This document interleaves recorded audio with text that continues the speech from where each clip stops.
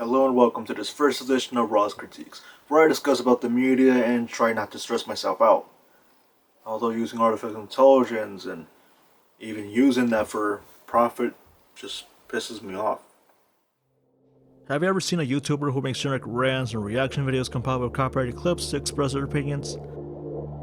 Then I would like to introduce you to Taurean Smith-Partee, also known as the loudest critic. The Loud House, a nickname that I used to care about, but now I don't. Such as how we get all aggressive whenever SpongeBob wins the Kids' Choice Awards every year, which I don't seem to care about award shows even then. But I digress. Anyways, some of the heavy topics I'll address in this show will not be suitable for a general audience or by the SEC standards. So, take this with a grain of salt, since I will show you how not to send feedback for a kid's show online. This is Raw's Critiques.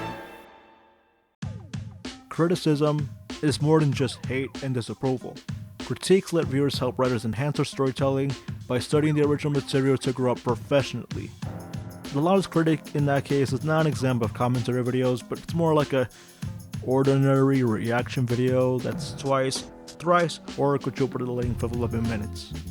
With unneeded clips that over-exaggerate the episode, and poorly edited visuals that came from an inexperienced high school multimedia project, and ended up with a C-, like the Bitmojis, intros that go on for so long, to the fact that they're all saying in mind, alright, we get, just get the whole point.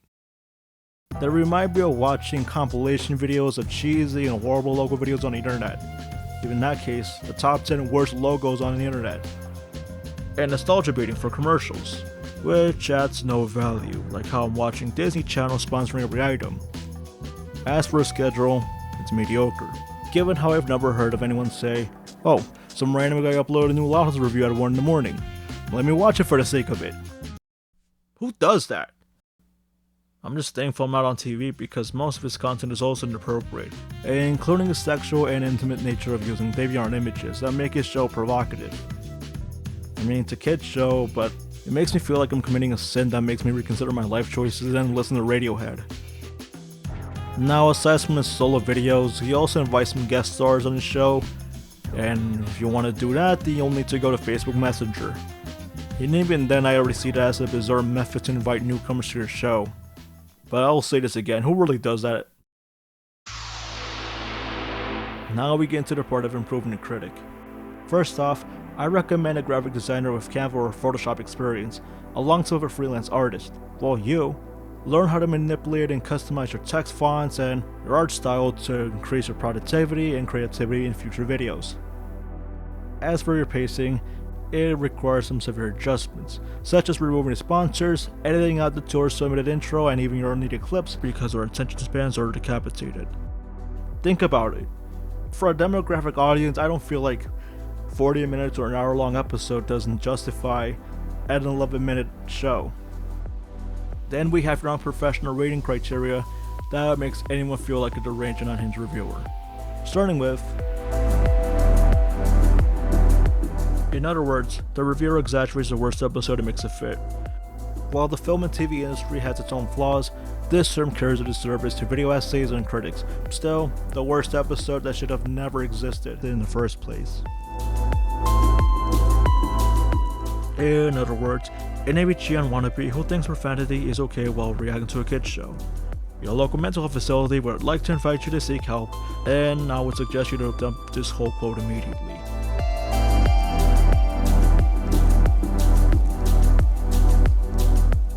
Unless I'm analyzing a Beatles song, I'm not encouraging suicide, and you shouldn't either, given its problematic quote or it resembles a cry for help, and therapy. Now, I'm not Roger Ebert, but the lack of professionalism still makes me reconsider my viewing experience of watching a dull and unforgettable episode. The same goes for meh, for mediocre. A decent episode, but unnecessarily exaggerated. And now we're going back to overreacting, like a drama queen. Just like how you got your party bus from Google Images and your avatar from Snapchat. But then again, it's 2025. Why am I still joking about that? It's already dated. If you want to criticize or make a proper review, then you're gonna need to enhance your vocabulary, go to the library more often, and then maybe do some more research. So, what I'm trying to say is, you need to be analytical and you need to be critical, as in, you need some critical thinking skills. Here's a tip: predictable and repetitive jokes don't automatically make it funny, yet, the story all comes down to the dissection and execution of your plot. If an episode crumbles at building structure within 11 or 22 minutes, then you will need to write a new draft to avoid filler and improve your show performance. That's why you should always listen to a critic and motivate future writers to learn about storytelling. Like, don't just go to film clubs or film classes expecting that you'll become a better storyteller when you can literally improve and improvise at home, like the equipment you're about to see now. So, one last thing before I go. I need to address this one episode called The Taunting Hour, because it avoids these rules and sends you a raw message to ignore your critics because they're bullying you and spreading negativity. So, to summarize, it's like a flawed episode that tells viewers to fuck off because one writer assumes that every critic is a bully when it's the exact opposite. Let me explain this briefly. So, there's this one scene where Lincoln said something about how every family member had a critic, only to realize that it was mostly hate and negativity, to the fact that the lesson was never always listen to critics. And Lincoln said that he had a critic, and it was Chandler. Except that is not a critic, that's a school bully. So it's literally not the same thing. So if there's one thing you can learn out of it, our modern society is completely stupid. And with that, I'm going to wrap up today's episode of Raw's Critiques. Tune in next when I decide to prioritize my mental health, listen to some library music, and then afford a nice and quiet place to keep writing. Unless if you're making challenge videos, they're overrated.